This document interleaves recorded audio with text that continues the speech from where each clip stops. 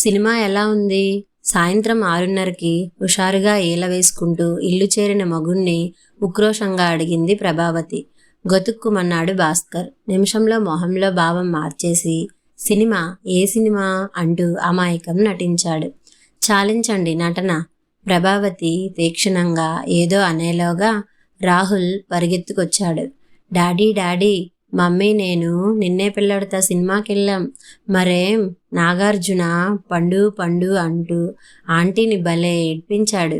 సినిమాని ఏకరువు పెడుతున్నాడు సంబరంగా రాహుల్. ప్రభావతి తమని చూసిందన్నది అర్థమై కలవరపడ్డాడు. నన్ను తీసుకెళ్లకుండా మీరిద్దరూ వెళ్ళిపోయారా? బొంగమూతి పెట్టాడు వాతావరణాన్ని తేలికపరచడానికి. పాపం మీకెక్కడ తీరికలేండి, మాతో రావడానికి తీరుకున్నా కోరుకుండద్దు. ఆఫీస్లో ఓవర్ టైం చేసి అలసిపోతున్నారు. కొడుకు ముందు ఇంకేం అనకుండా తీక్షణంగా ఓ చూపు విసిరి వంటింట్లోకి వెళ్ళిపోయింది ప్రభావతి. కాస్త ఊపిరి పీల్చుకుని ఏం చెప్పాలో ఆలోచించసాగాడు భాస్కర్. రాహుల్ పడుకున్నాక ఆపేసిన సంభాషణ మళ్ళీ మొదలెట్టింది. మీ పక్కన కూర్చున్న అమ్మాయి ఎవరు? భాస్కర్ నిర్లక్ష్యంగా పుస్తకంలోంచి తలెత్తకుండానే, సినిమా హాల్లో ఎవరో 1,00,000 మంది కూర్చుంటారు, అందరినీ పేర్లడిగితే తంతారు, చాలా విట్టిగా మాట్లాడాననుకున్నాడు. ఆహా అలాగా? సినిమా హాల్లో పక్కనున్న మగాడి భుజాల మీద తలవాల్చి మగాడు భుజాల చుట్టూ చేతులు వేస్తున్నా ఊరుకుందంటే బజారు సరుకై ఉండాలి. కాలక్షేపానికి ఎవరినన్నా తీసుకెళ్లారా? వ్యంగ్యంగా అంది. భాస్కర్ మొహం ఎర్రబడింది. ఎవరో ఫ్రెండ్ బాగుందంటే వర్క్ తొందరగా అయిపోయిందని మ్యాట్నీకి వెళ్ళాం. పక్కన ఏ ఆడదో వచ్చి కూర్చుంటే నా తప్ప? తెచ్చిపెట్టుకున్న కోపంతో దబాయించాడు. ఆహా అలాగా, ఆ ఫ్రెండ్ ఎవరో? రంజనా? ఎగతాళిగా ఎత్తి పొడిచింది. ప్రభావతి తామిద్దరినీ చూసిందన్నది భాస్కర్కి అర్థమైంది. నేనేం కలిసి వెళ్ళలేదు, ఆవిడ సినిమాకి వచ్చింది. మాకు టికెట్లు దొరక్కపోతే ఆవిడ చేత కొనిపించాం. సీట్లు పక్కపక్కన వచ్చాయి. తెలివైన సంజాయిషీ ఇచ్చానని గర్వంగా ఇప్పుడేమంటావు అన్నట్టు చూశాడు. టికెట్లు పక్కపక్కన వచ్చిన ఆడవాళ్ళంతా పక్కనున్న మగాడి భుజాల మీదకి ఒరిగిపోతారు కాబోలు.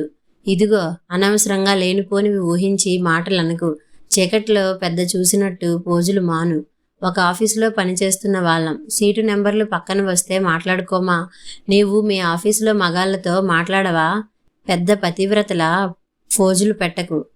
మగాళ్ళతో మాట్లాడతాను, కానీ భుజాల మీద చేతులు వేయించుకోను, వాళ్ళ భుజం మీద తల పెట్టను. ఇంతకీ నాదంతా అనుమానం, అపోహ అంటారు. అక్షరాల కోపంగా అన్నాడు. ఆహా అలాగా అయితే ఉండండి అంటూ ప్రభావతి లేచి బీరువాలోంచి ఓ ఉత్తరం పట్టుకొచ్చి, ఇది చదివి చెప్పండి మీ జవాబు అంది సూటిగా నిలేస్తూ. అదే ఆకాశరామన్న ఉత్తరం. మీ భర్త తన ఆఫీసులో పనిచేసే అమ్మాయి రంజనాతో సినిమాలు, షికార్లు, హోటళ్ళు తిరుగుతున్నారు. గత 2-3 నెలలుగా కళ్ళు తెరవండి, మీ సంసారం కాపాడుకోండి. మీ ఆయన చేసే ఓవర్ టైం ఆఫీసులో కాదు, రంజన ఇంట్లో. శ్రేయాభిలాషి. ఎవరి ఆకాశరామన్న 1 రోజుల క్రితం రాసిన ఉత్తరం అది. భాస్కర్ మొహం నల్లబడింది. ఎవరు రాశారు? తన ఆఫీసులో వాళ్ళే ఎవరో అయి ఉంటారు. మరి ఉత్తరం 1 రోజుల క్రితం వచ్చిన ప్రభావతి అడగలేదే? ఇంతేకాదు, 10 రోజుల క్రితం ఓ ఫోన్ వచ్చింది నా బ్యాంకుకి. మీ వారు ఆ రంజన ఫలానా హోటల్లో ఫలానా రూమ్లో ఉన్నారు, మీకు అనుమానం అయితే స్వయంగా వచ్చి చూసి రెడ్ హ్యాండెడ్గా పట్టుకోండి అని. ఎవరో మగవాళ్ళు ఫోన్ చేశారు. ఏదో ఆకాశరామన్న ఉత్తరం ఎవరో అసూయతో రాసి ఉంటారు. నిజానిజాలు తెలుసుకోకుండా మిమ్మల్ని అడగడం ఎందుకు అని కొన్నాళ్ళుగా మిమ్మల్ని కనిపెడుతున్నాను. ఆ రోజు ఫోన్ వచ్చాక నేను బయలుదేరి వెళ్ళేసరికి మీ ఇద్దరూ వెళ్ళిపోయారు. ఈరోజు స్వయంగా నా కళ్ళారా చూశాను. ఇంకా ఇదంతా అబద్ధం అంటారా? ప్రభావతి సూటిగా అంది. భాస్కర్ కలవరపడిపోయాడు. ఏం జవాబు చెప్పాలో తెలియక తడబడ్డాడు. ఏం మాట్లాడరు? ప్రభావతి రెట్టించింది. ఎవరో పని పాట లేని ఆకాశరామన్నలు ఉత్తరాలు, ఫోన్లు చేస్తే జవాబు చెప్పాల్సిన అవసరం నాకు లేదు బెంకంగా అన్నాడు. సరే అది వదిలేసి ఇవాళ స్వయంగా నేను చూసిన దానికి మీ సంజాయిషి ఏమిటి? తీక్షణంగా అంది. భార్య అలా నిలేసేసరికి మగ అహం దెబ్బతిని పౌరుషం పొడుచుకు వచ్చింది. కోర్టులో ముద్దాయిని నిలబెట్టి అడిగినట్లు ఏమిటలా దబాయిస్తున్నావు? నాకు తెలియదని చెప్పాను. నమ్మాలంటే నమ్ము, లేకపోతే మాను. నీ చెత్త ప్రశ్నలకి జవాబు చెప్పాల్సిన అవసరం నాకు లేదు. అవసరం అయిన దానికంటే గట్టిగా కోపంగా దబాయించాడు. మగాన్ని, 1,00,000 పనులుంటాయి, 1,00,000 మందితో మాట్లాడతాను, అన్నీ నీకు చెప్పుకోవాల్సిన అవసరం నాకు లేదు పొగరుగా అన్నాడు. ఆహా, అలాగైతే నేను ఉద్యోగం చేస్తున్నాను, నాకు 1,00,000 మందితో పనులుంటాయి. అవసరమైతే నాకు నచ్చిన వాడితో సరదాగా ఏ సినిమాకో హోటల్కో వెడతాను. మీరు చూసి చూడనట్లు ఊరుకుంటారా? నిలేసి అడిగింది. ఏమో, నీ ఆఫీసులో నీవేం చేస్తున్నావో, ఎవరితో మాట్లాడుతావో, ఎవరితో తిరిగావో నేను చూశానా? పట్టుబడే వరకు అందరూ పతివ్రతలే హేళనగా అన్నాడు. ఈ దెబ్బ తన మీదకి తిరిగితే నోరు మూసుకుంటుందని బాణం వదిలాడు. అవును, నేను అదే అంటున్నాను. నేనలా పట్టుబడిన నాడు మీరు సంజాయిషి అడిగితే తప్పకుండా ఇచ్చుకుంటాను. ఇప్పుడు మీరు పట్టుబడ్డారు కనుక సంజాయిషి ఇవ్వండి. ప్రభావతి అతన్ని బాణాన్ని తిప్పికొట్టింది. సంజాయిషి ఇవ్వాల్సిన అవసరం నాకేం లేదు. నీ ఇష్టం వచ్చినట్లు అనుకో, నాకేం లెక్కలేదు. పెద్ద బయలుదేరింది సంజాయిషి అడిగేందుకు. పళ్ళు కొరికాడు. సంజాయిషి ఇవ్వాల్సిన అవసరం ఉంది. ఎందుకంటే నేను మీ భార్యని కనుక. పెళ్ళి అంటే ఒకరికొకరు నీతి నియమాలకు కట్టుబడి ఉంటామన్న ప్రమాణం కనుక. ఇద్దరిలో ఎవరన్నా నీతి తప్పి ప్రవర్తిస్తే అడిగే హక్కు రెండో వారికి ఉంటుంది. ఖచ్చితంగా ఒక్కొక్క మాట ఒత్తి పలికింది. ఇదేదో ఆషామాషి కాకుండా ప్రభావతి చాలా సీరియస్గా మాట్లాడుతుందన్నది భాస్కర్కి అర్థమైంది. తాను కాస్త జాగ్రత్తగా ఉండాల్సింది. ఇలా దొరికిపోయి దీని ముందు దోషిలా నిలబడాల్సి వచ్చిన తన నిర్లక్ష్యాన్ని తిట్టుకున్నాడు. భార్య ముందు తగ్గిపోవడం నామోషి అనిపించింది. జవాబు ఏమీ తట్టక దబాయింపుకు దిగాడు. అంత హక్కు ఉందన్న దానివి ఆ ఉత్తరం వచ్చినప్పుడే ఎందుకు అడగలేదు? ఇన్నాళ్ళు ఎందుకు ఊరుకున్నావు? కోపంగా దబాయించాడు. ప్రభావతి ఆ కోపానికి బెదర్నట్టు చాలా తాపీగా అడిగేదాన్నే, నిజానిజాలు స్వయంగా చూడాలని ఆగాను. అంతేకాక అడిగాక మీరు దోషి అని నిర్ణయం అయితే నేనేం చేయాలో ఆలోచించుకోవాలి కదా. అడిగాక అవునని తేలితే ఏడ్చి సాధించి నా కర్మ ఇంతే అని సరిపెట్టుకోవడానికి నేనేం పాతకాలం ఆడదాన్ని కాదు కదా. అన్ని వైపులా ఆలోచించి నిర్ణయం తీసుకోవడానికి ఆ మాత్రం టైము నాకు కావాలి కదా. ప్రభావతి ఒక్కొక్క మాట నొక్కి నొక్కి చాలా శాంతంగా అంది. భాస్కర్ ప్రభావతి ఇంత దూరం ఆలోచించి ఎలా మాట్లాడుతుందన్నది ఊహించకపోవడంతో తెల్లబోయాడు. చూడండి, ఆకాశరామన్న ఉత్తరాలు, ఫోన్లు రాకముందు నుంచే మీలో మార్పు కనిపెట్టలేనంత అమాయకురాలిని కాదు. ఓ 35 ఏళ్ల మగాడు, వయసులో ఉన్నవాడు కొట్టుకున్న భార్యని 4 నెలల నుంచి వెలేసి తాకలేదంటే శారీరక ఇబ్బందన్నా ఉండాలి, మానసికంగా దూరమై ఉండాలి. అంతవరకు దూముదాములు చేసిన ఆ 10 నిమిషాలు ప్రేమ, ఇప్పుడు రోజంతా ప్రేమ. ఆ 10 నిమిషాలు ఎక్కడ భార్యతో గడపాలో అని ఆ టైంకి దూముదాములు. ఇదంతా కనిపెట్టలేని అమాయకురాలిని కాను, చదువులేని మొద్దుని కాను. ఏమన్నా ఎఫైర్లుంటేనే మగాడు గిల్టీగా ఫీల్ అవుతూ భార్య మీద ఇది వరకటి కంటే ప్రేమ కురిపిస్తాడు. మీ పరధ్యానం, అలంకరణలో మార్పు అన్నీ గుర్తించలేదనుకోకండి. కానీ ఇది అంటే విడిపోయేంత తేలిక సంబంధం కాదు. పైగా మనకు పిల్లవాడున్నాడు కనుక నిజం పూర్తిగా తెలిసే వరకు సహించి ఊరుకున్నాను. ఇప్పుడింకా సహించక ఏం చేద్దామని? ఇంట్లోంచి వెళ్ళిపోతానంటావా? లోపల బెదురుతూనే తగ్గిపోవడం ఇష్టం లేక బెంకంగా అడిగాడు. వెళ్ళిపోవాల్సింది నేను కాదు, మీరు. ఇది బ్యాంకు వాళ్ళు నాకిచ్చిన ఇల్లు. భాస్కర్ అదిరిపోయాడు. ప్రభావతి ఇంత తెగేసి అంటుంది, ఇంత దూరం ఆలోచించి అప్పుడే నిర్ణయం తీసుకుంటుందని ఊహించని అతను షాక్ అయ్యాడు. కాసేపు నోటమాట రాలేదు. తరువాత మొహంలోకి నెత్తురు జిమ్మింది. అంటే నన్ను ఇంట్లోంచి పొమ్మనా? కోపంతో గొంతు వణికింది. ప్రభావతి సూటిగా అతని వంక చూసి అవునన్నట్లు తల ఆడించింది. భాస్కర్కి దాంతో పౌరుషం వచ్చేసింది. ఎంత పొగరు నీకు! ఉద్యోగం ఉందనా ఇంత మిడిసిపాటు? సంపాదిస్తున్నాననా ఇంత అహంకారం? కట్టుకున్న వాడిని ఇంట్లోంచి పొమ్మనే వరకు నీవు వచ్చాక నేనేం అంత చవటని కాను. నిన్ను పట్టుకు వేలాడే కర్మ నాకేం లేదు. ఆడదానివి నీకే అంత పొగరైతే నాకెంతుండాలి? ఓహో, పొగరులో కూడా ఆడదానికి తక్కువే ఉండాలన్నమాట హేళనగా అంది. 4 డబ్బులు సంపాదిస్తున్నానని మిడిసి పడకు. మొగుడు లేకుండా ఉండడం ఏమిటో 4 రోజులుంటే తెలుస్తుంది. మీ ఆడాళ్ళు సంపాదన చూసుకుని ఎగురుతున్నారు. అందుకే ఆడదాన్ని ఇది వరకు చదువు సంధ్య లేకుండా మూల కూర్చోబెట్టారు. అది సరి అయింది. చచ్చినట్టు పడి ఉండేవారు కసిగా అన్నాడు. అవును, అదే మీ బాధ. ఆడదానికి ఆర్థిక స్వాతంత్రం లేనన్నాళ్ళు మీ మగాళ్ళు ఏం చేసినా చెల్లింది. తన్నినా నీవే గతి నాదా అని కాళ్ళు వదిలేది కాదు. ఉంచుకున్న దాన్ని తీసుకొచ్చి కాళ్ళు కడిగించినా సహించింది. పాపం ఆనాటి ఆడది. ఇప్పుడు ఆడది సంపాదించాలి గాని అలా పాతకాలం నాటి ఆడదానిలా పడుండాలి అంటే ఎలా కుదురుతుంది? భాస్కర్ రావు గారు హేళనగా అంది. భాస్కర్కి కోపం ముంచుకొచ్చినా అలా మాట్లాడుతున్న ప్రభావతిని ఏం చేయాలో అర్థం కాలేదు. సరే, నీకు మొగుడు అక్కర్లేదంటే, ఇంత చిన్న విషయానికి కాపురం వదులుకోవడానికి నీవు సిద్ధపడితే ఇది చిన్న విషయమా? కట్టుకున్న పెళ్ళం సంపాదించి ఇల్లు వాకిలి చూసుకుని పిల్లల్ని కని వంశాన్ని వృద్ధి చేయడానికి సరసాలకి సరదాలకి ప్రియురాలన్నది చిన్న విషయంలా నీకు అనిపించిందేమో, కానీ ఇది పెద్ద అవమానం. నా వ్యక్తిత్వానికి అవమానం. ఈ ఇల్లు నాది, ఈ సంసారం నాది అని ఆడది చాకరీ చేస్తుంది. అలా లేనప్పుడు ఈ ఇంటి కోసం చాకరీ చేసి సంపాదించి మీ చేతిలో పోయడం ఎందుకు? ఆ డబ్బుతో గౌరవంగా ఆత్మాభిమానం నిలుపుకుంటూ వేరేగా బతకడం మంచిదన్న నిర్ణయానికి వచ్చాను. భాస్కర్ బిత్తరపోయాడు. ఈ వ్యవహారం ఇంత దూరం వెళ్తుందని ఊహించని అతను నిరుత్తరుడయ్యాడు. ఇల్లు, సంసారం, భార్యని వదిలేసి హఠాత్తుగా ఎక్కడికి వెళ్ళాలి? అందరికీ తెలిస్తే పరువేం కాను? బంధువుల ముందు తలెలా ఎత్తుకోవడం? రేపు ఆఫీసులో అందరికీ తెలిస్తే ఎంత చులకన? అరక్షణంలో 1,00,000 ఆలోచనలు చుట్టుముట్టాయి. కలవరపడిపోయాడు. తగ్గిపోయినట్లు కనిపించడానికి అవమానం అనిపించింది. సరే, ఆడదానివి నీకంత నిబ్బరం అయితే నాకేం? రేపే రాహుల్ని తీసుకుని వెళ్ళిపోతాను. ఈ ఇల్లు నీవు కట్టుకుని ఊరేగు ఉక్రోషంగా అన్నాడు. వాడి ఒంటి మీద చేయి వేశారంటే మర్యాద దక్కదు. కట్టుకున్న భార్య, కన్న కొడుకు ఉండగా మరో ఆడదానితో తిరిగే మీరు రేపు వాడిని సరిగా చూస్తారని నాకేం నమ్మకం లేదు. వాడు నా దగ్గరే ఉంటాడు. కావాలంటే కోర్టుకెక్కండి. బలవంతంగా తీసుకెళ్లాలని ప్రయత్నిస్తే నలుగురిని పిలిచి మీ సంగతంతా చెప్తాను. పోలీస్ కంప్లైంట్ ఇస్తాను నిష్కర్షగా అంది. మీ దారిన మీరు వెళ్ళి ఆ రంజనాతో ఊరేగండి. ఆ నిర్లక్ష్యాన్ని భరించలేక కోపంగా చెయ్యెత్తాడు.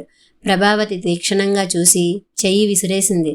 జాగ్రత్త, ఒంటి మీద చెయ్యి పడితే ఊరుకోను. మర్యాద దక్కించుకోండి. చూస్తా వాడిని ఎలా ఇయ్యవో చూస్తా. తండ్రిగా నా హక్కు ఏ కోర్టు కాదంటుందో చూస్తా. నీ అంతు చూస్తా. నీ పొగరనిచి నా కాళ్ళ మీద పడేసుకోకపోతే నా పేరు భాస్కర్ కాదు. నీ గతి కుక్కకి కూడా పడకుండా చూస్తా. మొగుణ్ణి కాదన్నందుకు గుణపాఠం నేర్పుతా. ఆ రంజనని పెళ్ళాడి నీ రోగం కుదురుస్తా. చిందులు తొక్కుతూ సూట్ కేసు లాగి గబగబా బట్టలు కుక్కాడు.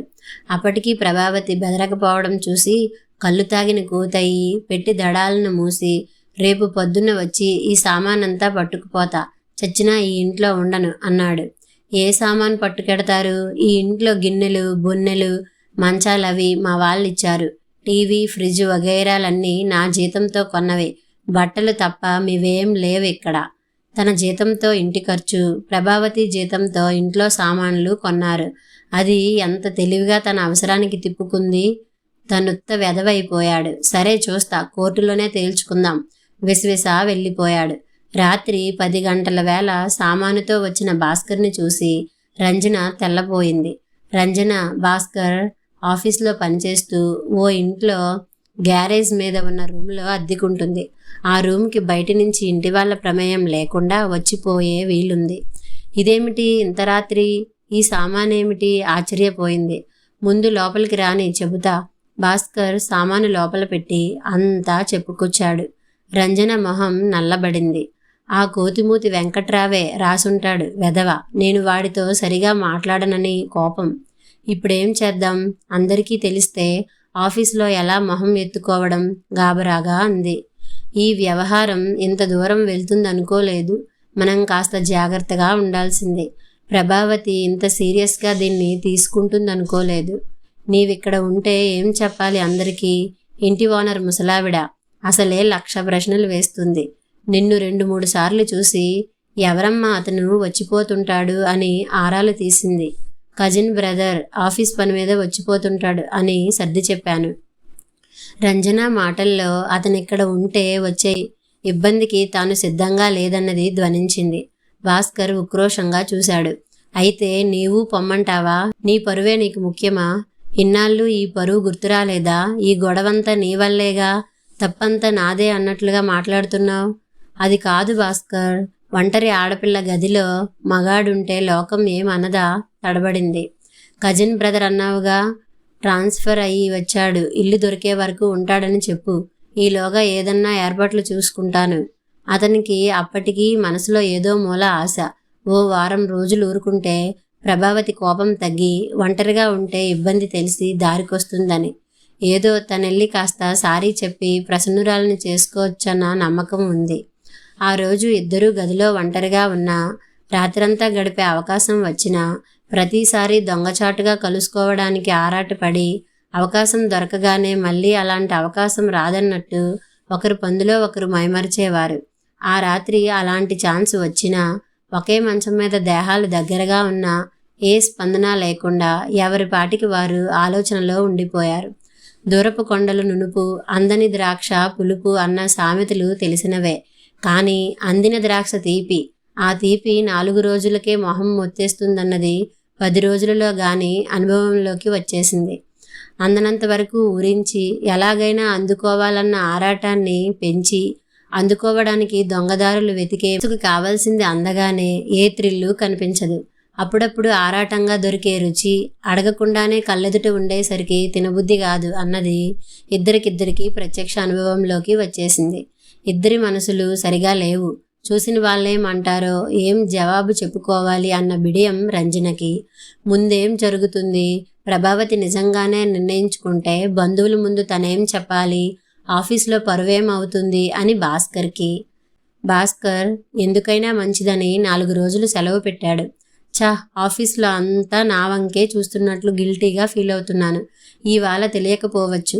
4 రోజులు పోయాక నీవిక్కడున్నావని తెలిస్తే నా మొహం ఎలా చూపాలి అందరికీ? రంజన చిరాగ్గా అంది. వెధవలు, నీవు ఆఫీస్కి రాకపోతే నన్ను అడుగుతారేమిటి? మీకు తెలియకుండా ఉంటుందా అన్నాడు ఆ టైపిస్ట్ వంకర నవ్వు నవ్వి. ఇంటి ఓనర్ ముసలావిడ ఎలా చూసిందో, ఎవరమ్మాయి అతను అంటూ ఆరా తీసిందప్పుడే. ఎంత కజినైనా అలా ఓ గదిలో ఇద్దరూ ఉంటే చూసిన వాళ్ళేమనుకుంటారు? ఇల్లు వేగురం చూసుకోమను అతన్ని అంది విసుగ్గా. రంజన విసుగు చూసి అసలే చిరాగ్గా ఉన్న భాస్కర్కి కోపం వచ్చేసింది. అంతేలే, కాళ్ళ దగ్గరికి వచ్చిన మగాడిని చూస్తే ఆడదానికి అలుసే. నీకోసమే ఇదంతా జరిగింది. ఇండైరెక్ట్గా పొమ్మని చెప్తున్నావు.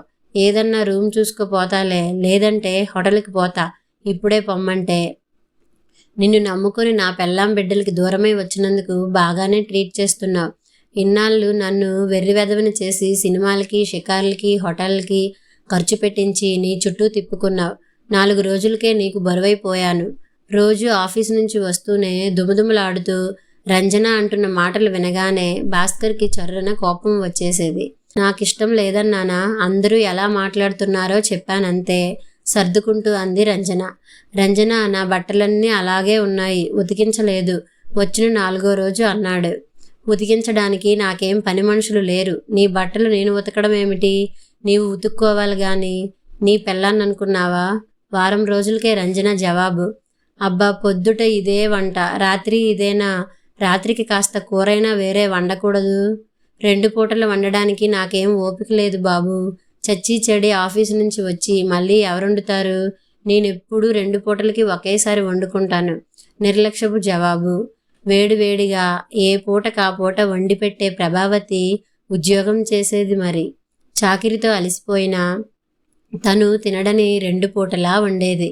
ఎప్పటికప్పుడు బట్టలు ఉతికించి ఇస్త్రీ చేయించేది. బనీను కనబడకపోయినా అరిచేవాడు. ఇప్పుడు రంజనని ఏదన్నా, ఆఖరికి ఇంకో కప్పు కాఫీ అడగాలన్నా భయమే.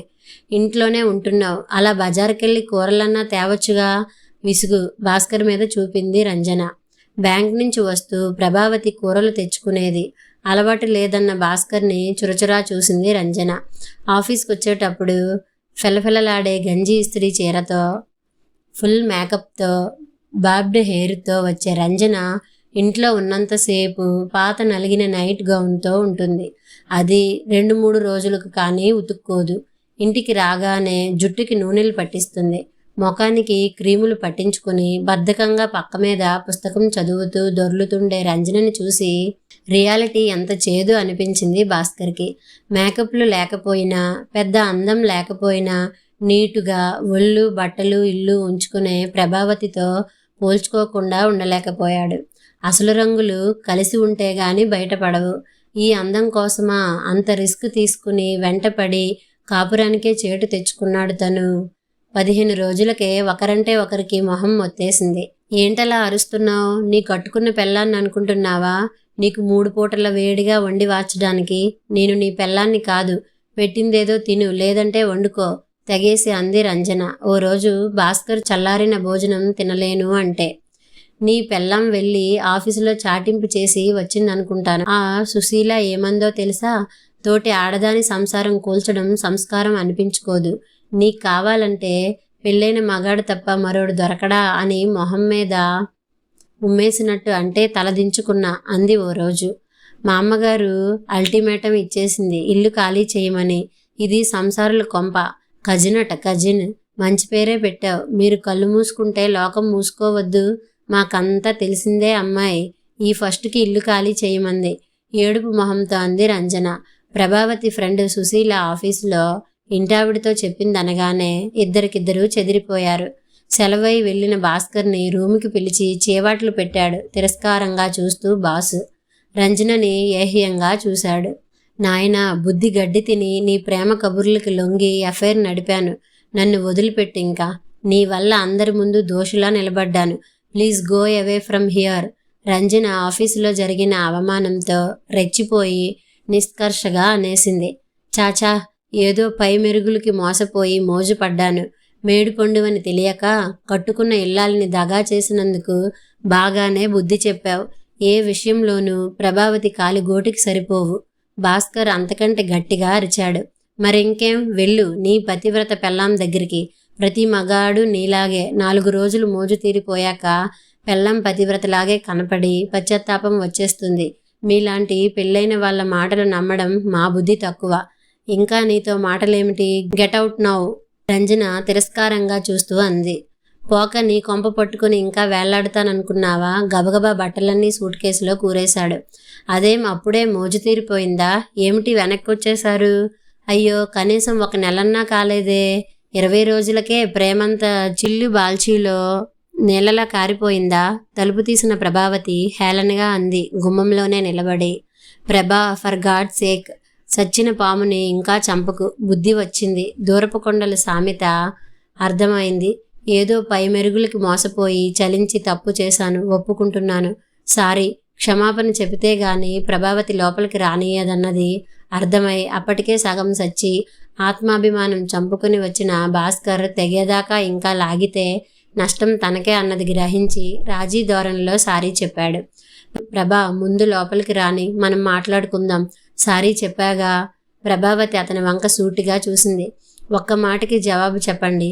ఇదే పని నేను చేసి 1 నెల నా ఇష్టం వచ్చిన వాడితో ఉండి సారీ తప్పు చేశాను అంటే మీరేం జవాబు చెప్తారు? భాస్కర్ తలదించుకున్నాడు. చెప్పరు. జవాబు చెప్పరు, చెప్పలేరు. ఎందుకంటే అలా గీత దాటిన ఆడదాన్ని క్షమించే ప్రశ్న మీకుండదు. ఎందుకంటే అలా జరగదు. జరిగినా మీరు వెనక్కి తగ్గరు. తగ్గిపోవడానికి, అలాంటి భార్యని వెనక్కి తీసుకోవడానికి మీ పురుషహంకారం అడ్డొస్తుంది. అలా తప్పు చేసిన ఆడదానికి వెనక్కి రావడం అన్న ప్రశ్న ఉండదు. భాస్కర్ దోసిలా తలదించుకున్నాడు. ప్రభా, నీవు చెప్పిందంతా నిజమే. అందుకే స్త్రీని క్షమయాధరిత్రి అన్నారు. మగాళ్ళు ఏ తప్పు చేసినా కన్న తల్లిలా క్షమించి ఔదార్యం చూపిస్తుంది. ఆ గుణం మాకు లేదు. అవును, యుగ యుగాలుగా సహనశీలురు, క్షమయాధరిత్రులు లాంటి బిరుదులిచ్చి సీతలు అనసూయలతో అడుగడుగునా పోలుస్తూ మగాడేం చేసినా ఆడది క్షమించడాలు, పాఠాలు, నీతిబోధలు చేస్తూ మగాళ్ళకి ధైర్యం కలిగించారు. పెళ్ళాం ఏం చేస్తుంది? 4 రోజులు ఏడుస్తుంది. మహా అయితే పుట్టింటికి పోతుంది. మొగుణ్ణి, సంసారాన్ని వదులుకోదు. ఎన్ని వెధవ పనులు చేసినా క్షమించు అనగానే కరిగిపోయి మొగుణ్ణి కౌగిలిలోకి తీసుకుంటుందన్న ధైర్యం ఉండబట్టే మీ మగాళ్ళిలా ఆడుతున్నారు. కానీ ఆ రోజులు పోయాయి. ఈనాటి ఆడది భర్త లేకపోయినా, కాపురం లేకపోయినా స్వశక్తితో తన కాళ్ళ మీద నిలబడగలదు. పిల్లల్ని పెంచుకోగలదు. లోకంలో ఒంటరిగా బతికే స్థైర్యం ఆమెకి ఆర్థిక స్వాతంత్రం ఇచ్చిందన్నది మరువకండి. నాకు ఇప్పుడు మీ అవసరం లేదు. బాబుని పెంచుకోగలను. మొగుడు లేకపోయినా నాకేం దిగులు లేదు. చూడండి, మగాడికి ఆడది ఇంటి చాకరీ చేయాలి, బయట ఉద్యోగాలు చేసి సంపాదించి తెచ్చి చేతిలో పోయాలి, ఇంట్లో కమ్మగా వేడిగా వండి పెట్టాలి. ఇంటా బయట చచ్చి చెడి చాకరీ చేసి అలసిపోయిన భర్తగారు ఇంటికొచ్చేసరికి తెల్ల చీర మల్లెపూలతో ముస్తాబై కంటికి ఆనందం కలిగించాలి. శయనేశురంభ అవ్వాలి. బాగుంది. మరి ఆడదానికి భర్త అలాగే ఉండాలనిపించదా? ప్రియురాలనేసరికి 2 సార్లు గడ్డాలు గీస్తారు. స్నానాలు, ఒళ్ళు దోముకోవడాలు, సెంట్లు పూసుకోవడాలు ఇవన్నీ చేసే మొగుడు పెళ్ళం అనేసరికి జిడ్డు మొహం, చెమట కంపు, నోరు కంపు, కుళ్ళు లుంగితో పక్క మీదకొస్తాడేం? చూడండి, ఏ ఆడది రోజంతా సింగారించుకుని కూర్చోలేదు. అందులో ఈ ఉరుకుల పరుగుల జీవితంలో అసలు కుదరదు. అంత మాత్రానికి ఇల్లాళ్ళు హిడింబిళ్ళ, ప్రియురాళ్ళు ఊర్వశుల్లా కనబడతారు. ఈ ఆకర్షణకి లొంగిపోయి పరాయి ఆడదాని వెంటపడే మీ మగ మనస్తత్వం ఈ తరం ఆడది సహించదు. ప్రభా, ఇల్లు, భార్య, సంసారం, పిల్లలు అన్న పదాలకి అర్థం బాగా అర్థమైంది. ఇంట్లో భార్య ఎంత బాగా దోశలు చేసినా హోటల్ దోశ రుచి రాదన్నట్లు అప్పుడప్పుడు హోటల్కి వెళ్ళి కకృతి పడతారు. ఇది అంతే. పొరుగింటి పుల్లకూర రుచి.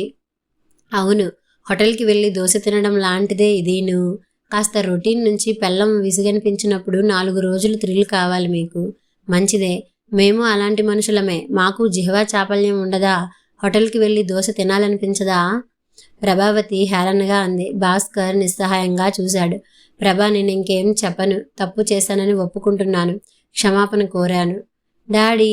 బయట నుంచి ఆడుకుని వచ్చిన రాహుల్ సంబరంగా తండ్రిని చూసి అరిచి చంక ఎక్కాడు.